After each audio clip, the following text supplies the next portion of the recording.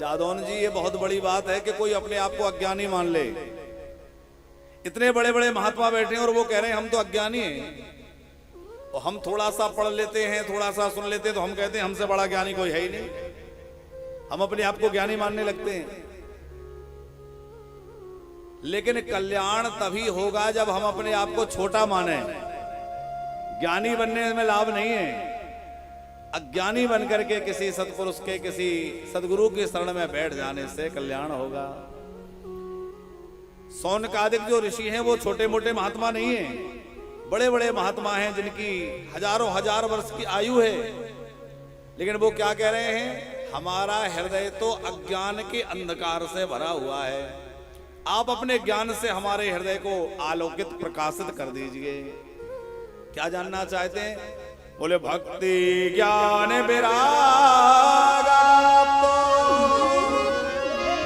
विवेको वरदतो महान महामो निरासश्च वैष्णवै क्रियते कथम।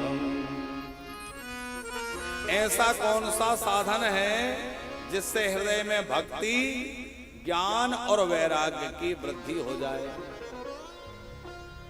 ये नहीं पूछ रहे कि धन की वृद्धि कैसे होगी, कि यश की वृद्धि कैसे होगी। क्या पूछ रहे हैं? हृदय में भक्ति कैसे बढ़े, सच्चा ज्ञान कैसे मिले, संसार से वैराग्य कैसे होए। श्रेयसाम यद भावे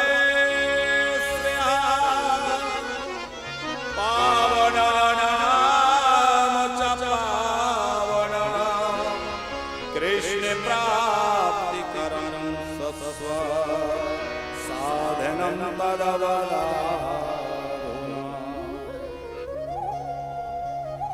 हे सूत जी, आप ऐसी कथा सुनाइए, ऐसा साधन बतलाइए जो सब प्रकार से कल्याण करने वाला हो। कल्याण का भी जो कल्याण कर दे, पवित्र को भी जो पवित्र करने वाला हो, और जिससे भगवान की शाश्वत प्राप्ति हो जाए। देखो, भगवान की कई तरह से प्राप्ति होती है। भगवान की एक प्राप्ति है कि भगवान का हमें स्वप्न में दर्शन हो जाए। एक प्राप्ति क्या है? स्वप्न का दर्शन। स्वप्न में भगवान का दिख जाना, दर्शन हो जाना, यह भी साधारण बात नहीं है, बहुत बड़ी उपलब्धि है। दूसरी भगवान की प्राप्ति है ध्यान में प्राप्ति। हम ध्यान लगा के बैठे हैं और भगवान का स्वरूप हमारे सामने प्रकट हो जाए, ये ध्यान की प्राप्ति है। वो भी दो तरह से है। एक ध्यान की प्राप्ति तो ये है कि गुरुजी ने जो ध्यान बतलाया है, भगवान का जो स्वरूप बतलाया है, हमारे ध्यान लगाने में वो स्वरूप प्रकट हो जाए।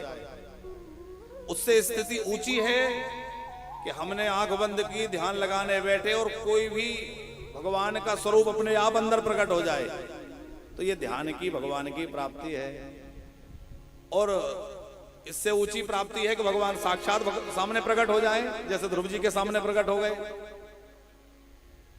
लेकिन भगवान सामने भी प्रकट हो जाएं तो क्या होता है?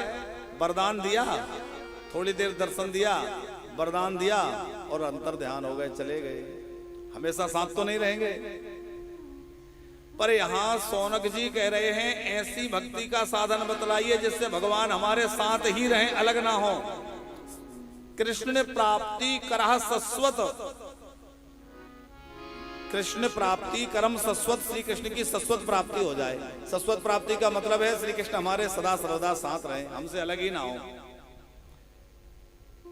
मानी जड़ चेतन जो कुछ भी है उसमें सब जगह भगवान दिखाई दें।